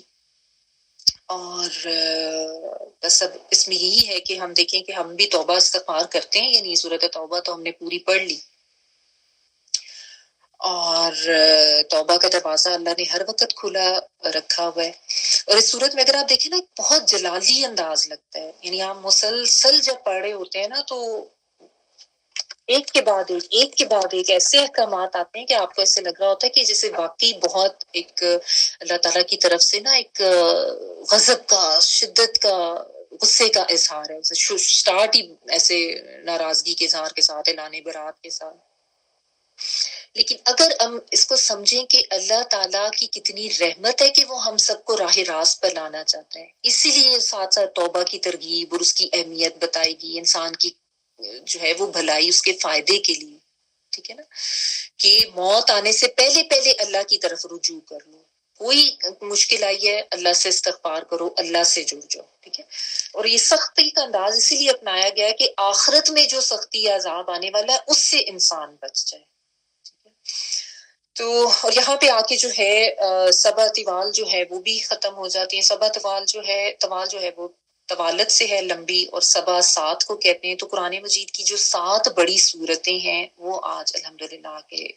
مکمل اللہ کی توفیق سے ہو گئیں۔ سورۃ البقرہ، سورۃ آل عمران، سورۃ النساء، سورۃ المائدہ، سورۃ الانعام، سورۃ الاعراف، اور اس کے بعد پھر یہ سورۃ التوبہ۔ بیچ میں جو سورۃ الانفال جو ہم نے اس سے پہلے پڑھی تھی وہ لمبی صورت نہیں ہے، اس کی صرف 75 ہی آیات تھیں۔ یہ 7 جو ہیں یہ لمبی ترین صورتیں ہیں جن کی آیات بھی بہت لمبی ہیں، احکامات بھی بہت زیادہ ڈیٹیل بنے۔ اب آگے جو ہے نا وہ اتنی طویل صورتیں نہیں ہیں۔ سورۃ الشورى جو آگے آئے گی اس کی اگرچہ آیات تو 227 ہیں، تب نمبر آف آیات کے لحاظ سے وہ اس میں بھی کافی آیات ہیں، جس طرح آپ دیکھیں اس میں تو 129 تھی، وہ 227، لیکن وہ آیات بہت چھوٹی چھوٹی ہیں نا، اور اس میں احکامات کی بھی تفصیلات اس طرح سے نہیں ہیں، تو اس لیے سبا طوال میں جو ہے یہ والی 7 صورتیں آتی ہیں۔ تو یہ یہاں پہ الحمدللہ آج مکمل ہوگی۔ اور سورۃ توبہ میں جو ہے کچھ جو اس کے اسباق آپ کہہ لیں وہ ہم تھوڑا سا دیکھ لیتے ہیں تاکہ ایک ہمیں ایک خلاصہ سا بھی مل جائے، ٹھیک ہے۔ اچھا، تو اس میں جو ہے سب سے اہم چیز یہی ہے کہ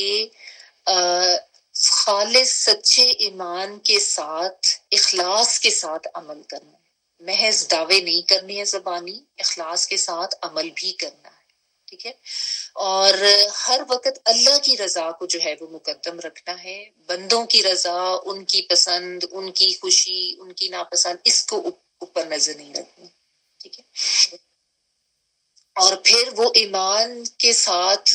اخلاص کے ساتھ علم بھی حاصل کرنا ہے، اس علم پر پھر عمل بھی کرنا ہے، لیکن خالص نیت کے ساتھ اللہ کی خوشی کے لیے، ٹھیک ہے۔ اور آخرت کو مد نظر رکھتے ہوئے، دنیا کو نہیں، دنیا کی اہمیت کم کرنی ہے، آخرت کو زیادہ اہمیت دینی ہے، آخرت کو مقدم رکھنا ہے۔ پھر اس سے میں یہ بھی پتا چلا کہ یہ جو اللہ کے دین کا، اس قرآن کا علم ہے، اس سے دوری انسان میں منافقت بھی پیدا کرتی ہے، اور اس سے دوری انسان کے لیے دلوں کی سختی کا باعث بھی بنتی ہے، ٹھیک ہے نا۔ تو یعنی دلوں کی نرمی اور خالص ایمان، اس کے لیے ضروری ہے کہ اس قرآن کو سمجھ کے پڑھیں، اس کا علم حاصل کریں۔ دنیا کے کتنے بھی علوم آپ حاصل کر لیں، دنیا کی کتنی بڑی بڑی ڈگریاں ہم اپنے بچوں کو دلا دیں، جب تک اس قرآن کا علم نہیں دیں گے تب تک نہ خالص ایمان ہوگا، اور تب تک نہ دلوں میں نرمی ہوگی، اور نہ اخلاص کے ساتھ عمل ہوگا، اور تب تک آخرت کی اہمیت بھی نہیں سمجھ آتی. بچوں کو بھی اگر آخرت کی اہمیت اور دنیا سمجھانی اور دنیا کی اہمیت کم کرنی ہے نا تو اسی قرآن سے جوڑنا ہے. ٹھیک ہے، کیونکہ ہم نے جس طرح وہ عرابیوں کے بارے میں پڑھا نا کہ وہ اسی وجہ سے ان میں سختی تھی کیونکہ وہ علم سے دور رہتے تھے. پھر یہ بھی کہ نیکیوں میں سبقت لے جانے کی کوشش کریں، فوری آگے آئیں، سابقون الاولون والا رویہ اختیار کریں، سستی نہ کریں. اور پھر یہ بھی کہ خطا، غلطیاں، گناہ کسی سے بھی ہو سکتا ہے، لیکن اس کا مطلب یہ نہیں ہے کہ انسان یہ سوچ لے کہ بس اب میری تو کوئی معافی نہیں ہو سکتی. جیسے ہی احساس ہوا ہے فوراً ندامت کے ساتھ اعتراف کریں، پھر اللہ سے توبہ کریں، صدق کے دل سے توبہ کریں. اور اس میں ہم نے یہ بھی پڑھا کہ توبہ کے ساتھ ساتھ آپ صدقہ بھی کر دیں تو وہ اور بھی زیادہ اس دعا کی قبولیت کا باعث بنتا ہے. اور توبہ کی تقویت کے لیے وہ صدقہ کا عمل بھی جو ہے یہ ہم نے پڑھا کہ ایک ایکسٹرا چیز یہ بھی ہے. اور اللہ تعالیٰ سچی توبہ قبول فرماتے ہیں. اللہ کی رحمت سے کبھی نا امید نہیں ہونا چاہیے، کیونکہ اللہ کا تو اپنے بندے کا توبہ کرنا بہت زیادہ پسند ہے. تو یہ ہمیشہ یاد رکھے، کبھی اس طریقے سے نا امید ہو کے مایوس ہو کے نہ بیٹھے میری توبہ نہیں ہو سکتی، میں نے تو بڑے گناہ کر لیے. زندگی میں ایسے لمحات آ جاتے ہیں جب آپ کبھی کوئی تھوڑا سا بس یہ یاد رکھیں کہ وہ ایک لمحہ تھا جس میں کمزوری ہو گئی، گناہ ہو گیا، انسان پیچھے رہ گیا، یا کچھ زیادہ لمحات بھی آ گئے. بعض دفعہ انسان سے ایک دفعہ بھی ہو گیا، دوسری دفعہ بھی ہو گیا، لیکن ہم سب انسان ہیں، سب سے غلطیاں ہوتی ہیں. اور خیر الخطائین کون ہے؟ جو توبہ کرتے ہیں، جو لوٹ آتے ہیں، جو پلٹ آتے ہیں. اور اللہ تعالیٰ کو یہی پسند ہے کہ انسان جو ہے وہ غلطیاں کر کے تو گناہ کر کے جب لوٹتا ہے نا اپنے رب کی طرف تو اللہ تعالیٰ کو بہت خوشی ہوتی ہے. تو کبھی بھی جو ہے اپنے لیے توبہ کے دروازے کو بند نہ سمجھے، ورنہ یہ اللہ کی رحمت سے مایوس ہونے والی بات ہے. اور یہ بہت غلط بات ہے. ایسا ہم سوچ بھی کیسے سکتے ہیں کہ اللہ اپنی رحمت کے دروازے بند کریں گے؟ بندے بند کرتے ہیں، بندے دور ہو جاتے ہیں، انسان مایوس ہو جاتے ہیں لوگوں سے، لیکن اللہ سبحانہ تعالیٰ جو ہے نا اس کی رحمت کا دروازہ کبھی بھی بند نہیں ہوتا، اس کی مغفرت کا دروازہ بند نہیں ہوتا جب تک کہ انسان جو ہے وہ اس کو موت نہ آ جائے. موت کی وہ جو عالم ہے اس نزا کا، اس سے پہلے جو ہے انسان کے توبہ کا دروازہ تو کھلا ہوتا ہے. پھر یہ بھی اس سے سبق ملتا ہے کہ گناہوں کا اور نفاق کا علاج انفاق میں ہے. صدقہ خیرات خرچ کریں، ٹھیک ہے. اور پھر کہ گناہوں پر اصرار نہیں کرنا، ورنہ اس سے توبہ بے فائدہ ہو جاتی ہے. یعنی بار بار وہی گناہ کرنا، معافی مانگ لی لیکن پھر اسی طرف چلے جانا، یہ بھی نہیں کرنا. اور صدقہ خیرات جو کرنا ہے نا، انفاق، وہ رضا اور رغبت کے ساتھ کرنا ہے، مشکل سمجھ کے نہیں کرنی. صدقہ اور خیرات کن کو مشکل لگتا ہے؟ منافقین کو، جن کے دلوں میں نفاق کا مرض ہوتا ہے. پھر یہ بھی کہ اللہ سبحانہ تعالیٰ غیب اور حاضر کا جاننے والے ہیں، اسی کی طرف ہم نے لوٹنا ہے. اور یہ جو میں ساتھ ساتھ ایک بات کہتی رہتی ہوں کہ یہ نہیں کرنا، اپنے اوپر نظر کریں، اپنے اندر جو منافقانہ صفات ہمیں لگتی ہیں ہم ان کو دور کریں، خالص ایمان اپنانے کی کوشش بھی کریں، دعائیں بھی کریں، لیکن کسی کے بارے میں مت یہ سوچ کے بیٹھ جائیں وہ تو فلانا ایسا پکا منافق ہے نا، اس کو تو اللہ نے ڈالنا ہی پھر درک الاسفل میں ہے، یا من النار، یعنی آگ کے سب سے لوگوں کو اس طریقے سے لیبل نہیں کرنا. ٹھیک ہے، اپنے لیے اس میں سے اسباق ڈھونڈیں، اپنے آپ کو ٹھیک کریں. اور ہاں، لوگوں کی خیر خواہی کا نیت سے آپ ان کو ضرور بتائیں کہ اگر آپ کو یہ لگ رہا ہے کہ کوئی غلط کر رہا ہے، امر بالمعروف ضرور کرنا ہے، نہیں انل منکر ضرور کرنا. ٹھیک ہے،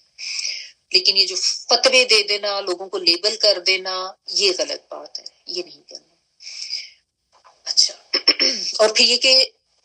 وہ جو ہم صدقے کے حوالے سے بات کر رہے تھے کہ رضا اور رغبت کے ساتھ کرنا ہے. اگر دل میں منافقت لیے یا مشکل سمجھ کے صدقات کیے جائیں گے، یا کسی دنیاوی مقصد کے حصول کے لیے یا ریاکاری کے لیے کیے جائیں گے، تو ایسے صدقات ناقابل قبول ہوتے ہیں. پھر یہ بھی کہ کسی سے کچھ ملنے پر خوش ہو جانا اور نہ ملنے پر اس سے نہ خوش ہو جانا، یہ بھی منافقانہ صفات میں سے، منافقین کا یہی رویہ تھا نا. ٹھیک ہے، پھر یہ کہ نماز، زکوٰۃ یا صدقہ خیرات، یہ سب انسان کے ایمان کا عملی اظہار ہے. تو ایمان کا محض زبانی دعویٰ نہیں ہونا چاہیے، عملی اظہار بھی ہونا چاہیے. اور اس عملی اظہار سے پیچھے رہ جانے والے جو ہیں وہ بھی منافقین ہوتے ہیں. اور اگر کوئی کفر کو ترجیح دے رہا ہے، اللہ کو اور اس کے رسول کے ساتھ دشمنی کر رہا ہے، تو وہ خواہ رشتہ داروں میں سے بھی ہے، اس کو پھر ترجیح نہیں دینی، اس کی اہمیت کم ہوگی. اور ایمان والے جو ہیں ان کے ساتھ دوستی رکھنی ہے، ان کو ترجیح دینی ہے۔ کسی کی بھی محبت جو ہے وہ اللہ اور اس کے رسول کی محبت سے زیادہ نہیں ہونی چاہیے۔ تمام دنیاوی محبتیں جو ہے وہ اللہ کی محبت کے تابع رکھیں، اور پھر اللہ کی محبت کے ساتھ پھر نبی صلی اللہ علیہ وسلم کی بھی محبت آ جاتی ہے، ٹھیک ہے۔ پھر اس میں ہمیں زکوٰۃ ادا کرنے کی اہمیت اور نہ کرنے کا وبال اس کے حوالے سے بھی دیکھ لیا۔ یہ بھی کہ اگر خراب نیت ہوگی، ہدایت کی کوئی توفیق، ہدایت کی کوئی طلب یا تڑپ نہیں ہوگی، کوئی شوق نہیں ہوگا، تو پھر اللہ تعالیٰ کی طرف سے ہدایت کی، نیکی کی توفیق ہی چھین لی جاتی، ٹھیک ہے نا۔ پھر یہ کہ مال اور اولاد یہ جو ہیں اللہ تعالیٰ کی طرف سے نعمتیں ہیں، رحمتیں ہیں، لیکن اگر اللہ کی اطاعت کے بغیر ہیں، ہدایت کے بغیر ہیں، تو پھر یہ فتنہ ہے اور انسان کے لیے عذاب و سزا کا باعث بن سکتی ہے، ٹھیک ہے۔ اور علم اور ہدایت طلب رکھنے والوں کو ملتی ہے۔ اچھا، اور اللہ پر توکل کرنا ہے، اللہ پر بھروسہ رکھنا ہے، اللہ سے ہی ڈرنا ہے، اور ایک سچ کی اہمیت کہ سچائی جو ہے وہ جنت میں لے جانا والا عمل ہے، اور اللہ کی رضائی بھی سچائی میں ہے۔ پھر یہ کہ دین کے کاموں میں اگر ضرورت پڑے، بلایا جائے تو فوراً لبیک کہیں، سستی نہ کریں۔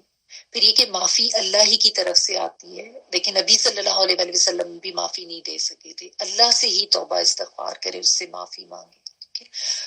اور اللہ کی راہ میں اگر کوئی تکالیف آتی ہیں تو ان کو صبر سے، خندہ پیشانی سے برداشت بھی کرنا ہے، اس پہ ثابت قدم بھی رہنا ہے۔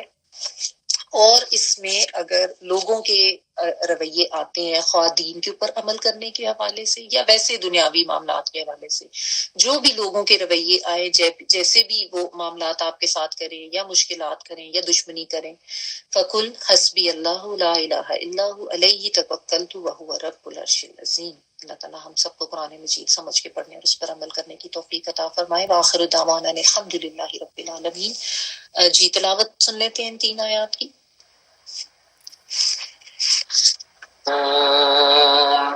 وَإِذَا مَا أُنزِلَتْ سُورَةٌ نَظَرَ بَعْضُهُمْ إِلَى بَعْضٍ هَلْ يَرَاكُم مِّنْ أَحَدٍ ثُمَّ انصَرَفُوا صَرَفَ اللَّهُ قُلُوبَهُم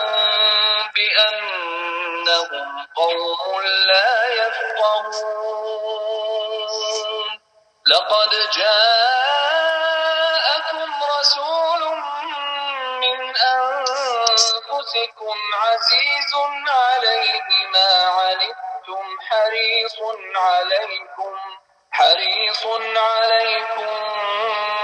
بِالْمُؤْمِنِينَ رَءُوفٌ رَّحِيمٌ۔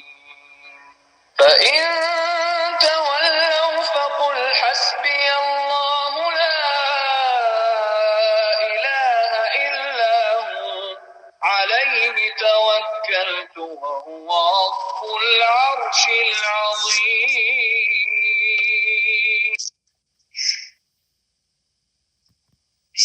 سبحانك اللهم وبحمدك نشهد أن لا إله إلا أنت نستغفرك ونتوب إليك۔ سبحان ربك رب العزة عما يصفون وسلام على المرسلين والحمد لله رب العالمين۔ بارك الله لي ولكم في القرآن العظيم ونفعني وإياكم بالآيات وذكر الحكيم۔ دعا کر لیجیے۔